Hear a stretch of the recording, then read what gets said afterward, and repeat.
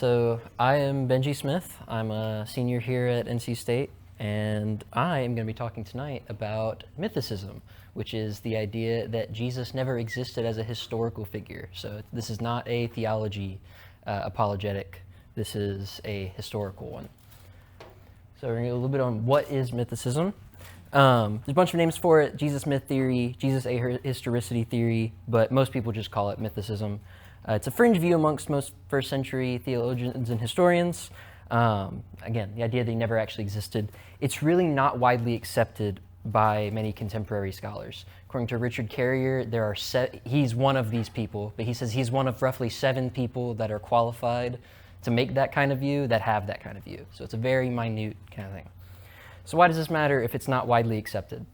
One, because the scholarly consensus is not always the public consensus. Just because we see that the scholars pretty unanimously agree that Jesus existed as a person doesn't mean your average person is going to believe that. A study in 2015 by the Church of England regarded that roughly 40% of individuals in Great Britain did not believe Jesus existed as a historical figure. And then, obviously, as those of us that are Christians in the room, if we're trying to evangelize, we're trying to provide an apologetic, if someone doesn't believe that Jesus existed as a person, we can't convince him he's the Messiah. So, kind of a baseline that everything else is going to be built around. Also, just a personal anecdote, I went through a bit of a reconstruction period when I went into college, where I realized I didn't actually know much about my faith, and a big part of that was starting back from the beginning of, is this Jesus guy even real? I know it's a kind of a cliche to reference C.S. Lewis's liar, lunatic, or Lord argument, but that was a big thing for me. So that's part of why I'm so passionate about this topic.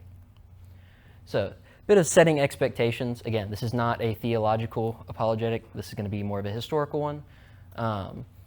But part of setting expectations, it might shock you guys to hear that we do not have explicit contemporary literary proof of Jesus' existence. We have a lot of evidence for it, but we do not have the Roman census. We do not have his court records of his sentencing. We don't have the original manuscripts of the eyewitness accounts contained in the Gospels, and we don't have a body. That's pretty obvious.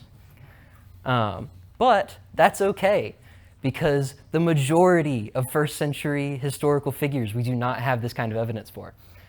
Here are some examples of people who we do not actually have a contemporary source for. Emperor Caligula, Hieronymus of Cardia, Homer, writer of the Iliad, Pythagoras, the guy that you hate from algebra, Sun Tzu, Art of War, and then 2 that we're going to talk about in particular, we've got Hannibal of Carthage, and just an event, not a person, but the eruption of Mount Vesuvius, and even a mention of the 2 cities that it destroyed. So first, Hannibal of Carthage, 274 to roughly 182 BC. We have one surviving contemporary literary reference of one, if you want to count one, that references a man that we know existed through later dated evidence that almost defeated Rome in the Second Punic War. And we have one thing referencing him from his time, and that is an epitaph of someone completely separate from him saying that he recaptured something that Hannibal took from them. So one of the greatest military leaders in history, and we have one fragment of an epitaph that references him from his time. Yet, we have other evidence, both physical and literary, from the following centuries. Does anyone have any idea of some other evidence, both physical or literary, from the following centuries for Jesus? What references do we maybe have that you maybe read every once in a while if you're a Christian? The Gospels. Eruption of Mount Vesuvius. Killed thousands of people. We have, this one's not quite as bad as Hannibal, but we would expect that the eruption of a volcano that destroyed 2 cities would have quite a few references. This is it. This is all we got. From the time that it happened, of people that lived through it, that's what we have. We also have mass grave sites from it that we can see from later that this happened, but this is what we got. So it is not an inherent issue to not have this kind of evidence. It's to be expected. The average person did not have paragraphs upon paragraphs written about them from each of these sources. So, an early history mythicism. There are occasional people throughout history that mention it, but the first real codified people who wrote this stuff down wasn't until the Enlightenment. We got people like Dupuy and Bolingbroke, and these are some of their ideas that they had. We got on the bottom here writing these to include ideas such as the Christ narrative being derivative of the Roman god Sol Invictus. We don't fully go into that, but Sol Invictus really has nothing to do with Jesus. The only real comparison is the idea of December 25th. People try to say that's, where we got Jesus' birth narrative, the date for that. It's really the only tie to it. And then Sarah and Abraham being taken from Brahma and his consort Saraswati, you might be able to see the link that people make here. That's the link. It's the names. Comparing to the anglicized versions that we use, that's what we got. So, one of the classic examples that gets used for referencing Jesus as a contemporary source is Flavius Josephus, or again, his Jewish name there. I'm not going to try to butcher it. He was a first century Jewish historian, born into a wealthy family with royal and priestly descent. He wrote The Jewish War and what we care most about, the Antiquities of the Jews, around 93 AD. And let you know before we go into his writings, he was explicitly Jewish in his belief and culture. He was not a Christian. Not a Christian at all. He even aligned with Rome during his military career. So, this here is the Greek from what's known as the Testimonium Flavianum. And some of you who are going to already know about this, and that these highlighted parts right here are likely not original. These are things that are predicted to have been added later by Christian scribes as they copy these things. It's found in the Textus Receptus, which some of you know is like what the King James is based on, I believe. It's Latin and Greek, so we've got that. But even with these things taken out, these are some alternatives that are given as what was likely written. These are... Thanks, Gray. We've got J.P. Meyer and Geza Vermes. Geza Vermes is a very well-known Jewish scholar. And these are some of the alternatives that they posit forth of what was likely closer to the original text that Josephus would have written. And as we can see,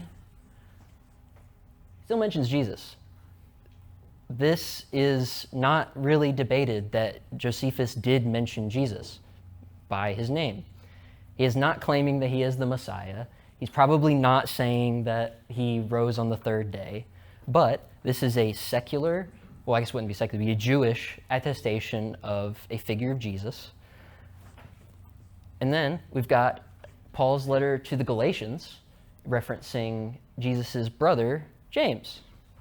Now, some of us, I don't know if there are any Catholics in here who would argue maybe it's cousin, not brother, but we're not operating the assumption it's brother.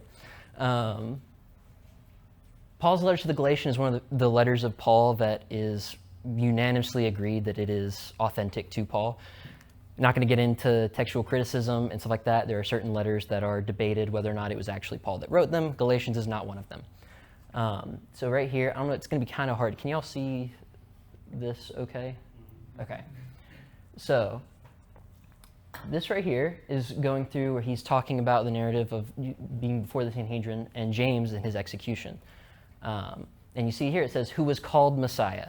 And we'll address, does that not sound like one of the other later interpolations, which an interpolation is a later addition, often by a scribe or some other person who is copying these things down. They decide to add a little footnote. Sometimes it's on purpose, sometimes it's accidental. It'll be how we write notes and things, and as they see that note, assume it's meant to be a part of it and end up adding it anyways. So you don't have to worry about a ton of this. We'll get to this Jesus, son of Damnaeus stuff a little bit later. It's a different Jesus, but there are some people who try to claim that the Jesus reference at the beginning is the same. So yeah, we've got who is called the Messiah. So this is a bit about the authenticity of this, just giving evidence for Josephus being a reliable witness.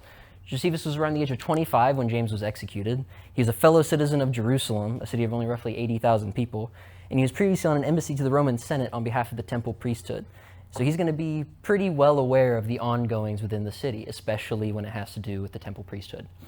And then these right here, as you can see, I highlighted this in orange, who is called the Messiah. There's some that try to claim that this, again, is an interpolation, but it fits very well with how Josephus describes other figures who have a name that he doesn't necessarily agree with. Things like called the eminence, called the freeman, called the union, who is called Kabi. It's not something that he's acknowledging as he believes in that, but he's saying this is what the people of this day, what they called him. So, this is Richard Carrier. If you look up people who are proponents of this, as I mentioned earlier, this is going to be probably your main guy. There's about 4 that are really in the public eye, but Carrier, very well known, often a commonly cited source in pop culture. So yeah. These are some of the claims that Richard Carrier has on James. Actually, first off, does anyone have any questions or any comments, concerns? Realize I'm going pretty fast. I do have an intramural basketball game later I got to get to. No? All right. So, would anyone mind, if you have Bible app, Bible with you, would anyone mind pulling up 1 Corinthians 9, verses 1 through 6?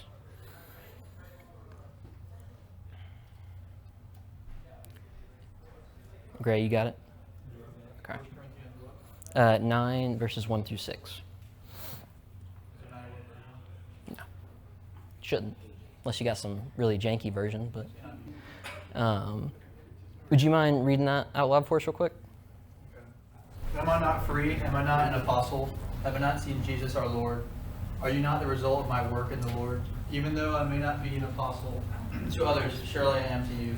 For you are the seal of my apostleship in the Lord. This is my defense to those who sit in judgment on me. Don't we have the right to food and drink?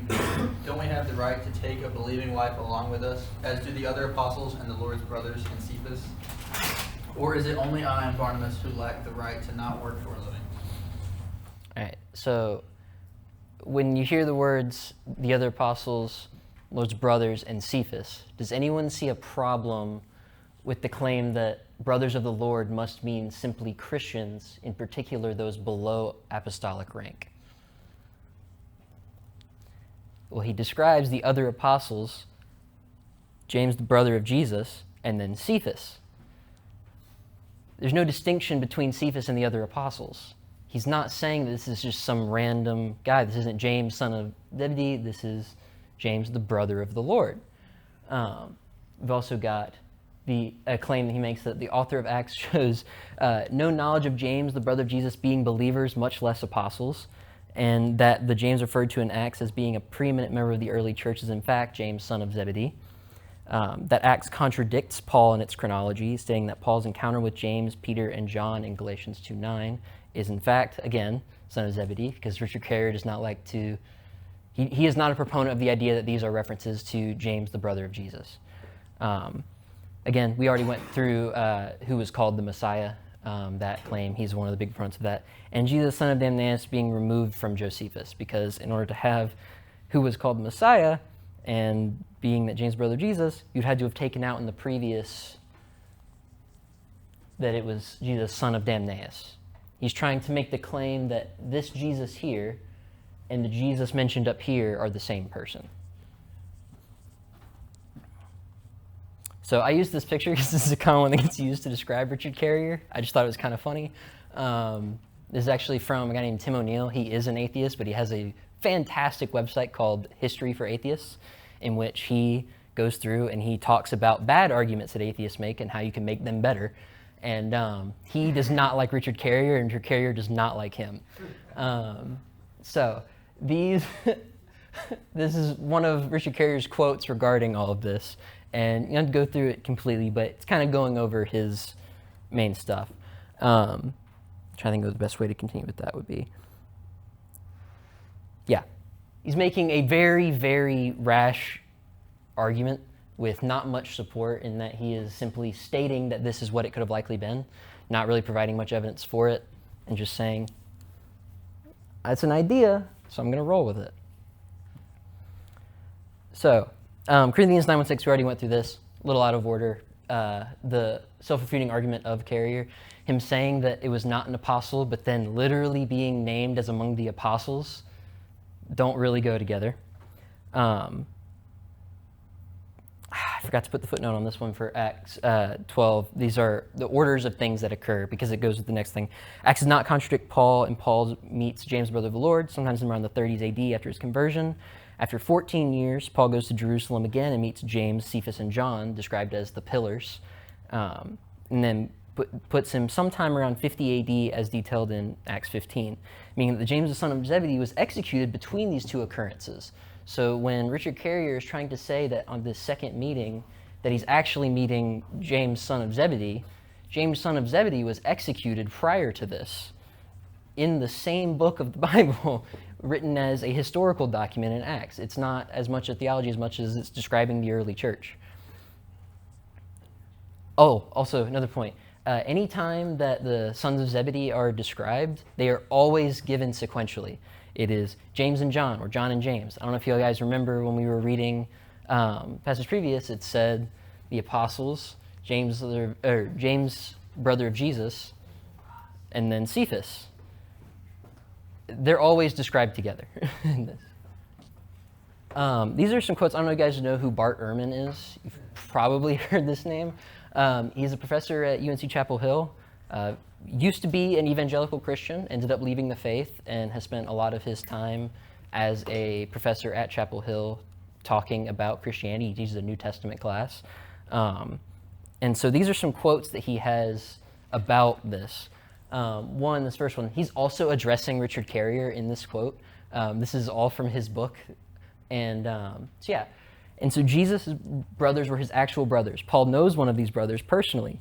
It's hard to get much closer to the historical Jesus than that. If Jesus never existed, you would think that his brother would know about it. Despite the enormous range of opinion, there are several points on which virtually all scholars of antiquity agree. Jesus was a Jewish man, known to be a preacher and teacher, who was crucified, which is a Roman form of execution, in Jerusalem during the reign of the Roman Emperor Tiberius, when Pontius Pilate was the governor of Judea. Sound familiar? Yeah. It is fair to say that mythicists as a group and as individuals are not taken seriously by the vast majority of scholars in the field of New Testament, early Christianity, ancient history, and theology. The idea that Jesus did not exist is a modern notion. It has no ancient precedents. It was made up in the 18th century. One might as well call it a modern myth, the myth of the mythical Jesus. So that is going over more of the stuff that I have more familiarity with. The rest of this is going to be, we do have Tacitus of Rome still. I'm also going to talk about some stuff that I'm going to be relying more on scholarship for and less of my own personal research, but we'll get to that in a minute. Tacitus of Rome, another mention of Jesus. He was a Roman historian in the 1st and 2nd centuries, kind of like Josephus. Studied rhetoric and law. He was a descendant of the Flavian emperors and considered one of the greatest Roman historians by modern scholars, writing the Annals chronicling the history of the reign of Tiberius to Nero. Does anyone know about Tiberius and Nero, particularly Nero? Nero was a very anti-Christian emperor, burned and killed a lot of Christians, blamed them for the Roman fires in the 70s AD, I believe. No, not the 70s AD, 50s. It's debated on whether or not Nero was the one that actually sent them to set out the fires. There's some claims from this time that there were consorts of Rome that were going around with, I think it was torches in hand was how it was described, but it got blamed on the Christians. And so you're actually going to see Tacitus is also not a fan of the Christians. He describes them, where is it? Yeah. Tortured on a class hated for their abominations, called the Christians by the populace. So this is another antagonistic source of this, but we're not caring about what he believes about the Christians. We're making mention of who he's referencing. Like I said, this isn't an argument for whether or not Jesus is who he said he was, no matter how much I believe those claims to be true. It's about, did he exist in the first place? So we've got Christus, from whom the name had its origin, suffered the extreme penalty during the reign of Tiberius at the hands of one of our procurators, Pontius Pilate. Most mischievous superstition, thus checked for the moment, again broke out not only in Judea, the first source of evil, but even in Rome, where all things hideous and shameful from every part of the world find their center and become popular. Accordingly, an arrest was first made upon all who pleaded guilty, then, upon their information, an immense multitude was convicted, not so much as the crime of firing the city, but as of hatred against mankind. So the Romans this is kind of a side note, I think it's interesting. The Romans used to describe Christians as atheists because that was how if you did not believe in the pagan gods of Rome, that was equivalent to atheism. And that was their crime. It wasn't anything they did. They talked about what was described as love feasts, which we would call, breaking bread with brethren. They would have these gatherings. These were seen as weird and possibly mysterious, when really it was just them sharing a meal. And then that's the Latin next to it. That way anyone here reads Latin. I don't. The reliability of Tacitus. This is a quote from C.W. Mendel talking about the reliability of Tacitus, specifically in regards to things he doesn't know. Tacitus is very quick to acknowledge when he doesn't know something and will say, this is what the people say. So at this point in time, it's not saying that, as you go back here, Christus, from whom his name had his origin, he's not even saying he believes it. He's just saying this is what the people say. So you can take a minute to read it if you want. Like I said, this is all, I believe, in a shared Google Drive that has all the presentations and stuff like that on it. Yeah. So now, we move on to a bit of copycat theories. This is the side of things that I'm going to be relying more on other people's scholarship, because this was not something I delved into in my experience reconstructing my faith. Because honestly, when I talked about the Saraswati and Brahma, that's about as good as it gets, is stuff like that. There's not very many good links between these. But you've got people like Apollonius of Tyana, who we will talk about, Dionysus, Buddha, Krishna, Zoroaster, Sol Invictus, various pantheonic gods. Basically anyone who could possibly have any link at all to Jesus in any sense, people try to make the claim that he's an amalgamation of them.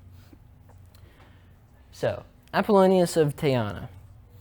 These are some of the descriptions used to talk about him that try to relate him to Jesus. He was a traveling first-century teacher and religious leader.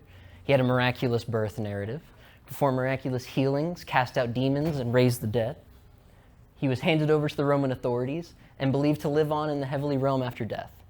And then we've got Zoroaster, who, if you ever heard of the religion known as Zoroastrianism, that's who it's based on. They have an equivalent to Judaism that we would say to Christianity, where Zoroaster is the continuation of it. But he also had a fantastical birth narrative, disputed with the Magi and wise men as a young man, was tempted in the wilderness, began his ministry at age 30, cast out demons, and restored sight to a blind man. So, these are some arguments as to why it really doesn't relate. It's not representative of the Bioid genre. Instead, lines up with sophistic novels of the time. So it's kind of like heroic stories talking about him. It wasn't meant to be necessarily a historical record where it's like, this is just what happened. There are a lot of things that are put in to try to make him be that kind of Apollo or Hercules figure. Only one author. We have Philostratus, and that is pretty much it. There's a couple other things they're mentioning, but it all goes back to Philostratus. Apollonius' powers were due to his philosophical virtue, not divine essence. If that doesn't scream Greek philosophy, I don't know what does. He got superpowers from being smart. The life of Apollonius was written no later than 217 AD, with its author being born around 172 AD. Most of us probably know that Jesus was a first-century Jew that died in roughly 33 AD. He was not executed by the Romans. His cause of death is unknown. So we have a story that after he died, he continues to live on, but we don't know how he died or when he died. And then the source material for the contextual information, kind of like we would talk about Acts and things that are referenced for, who was in rule at this time, all of this, has a lot of anachronisms and just things that aren't accurate to the time. Zoroaster.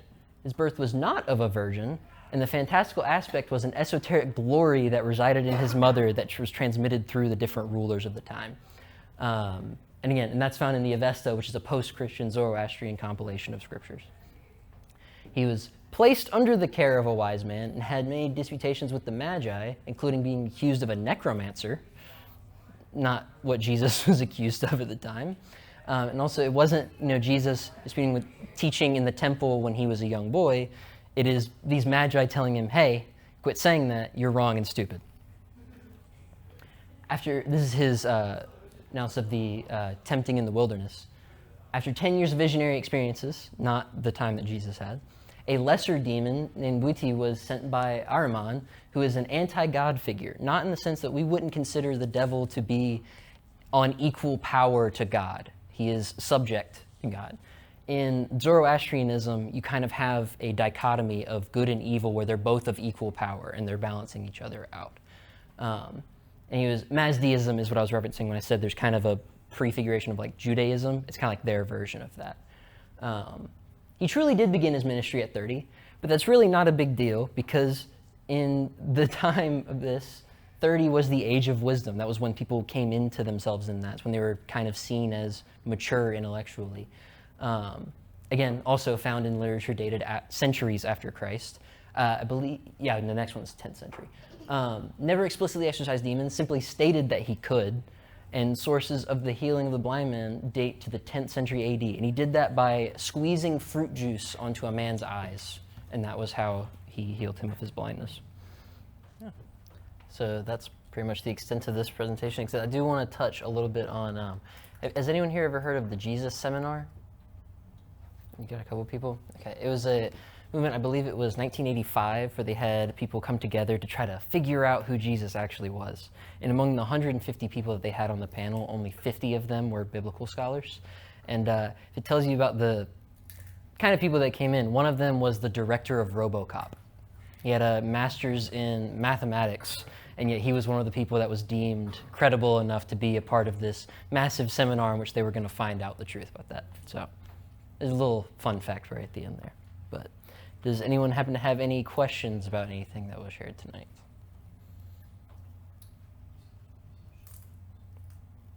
All right. Well, in that case, that's going to be it for me.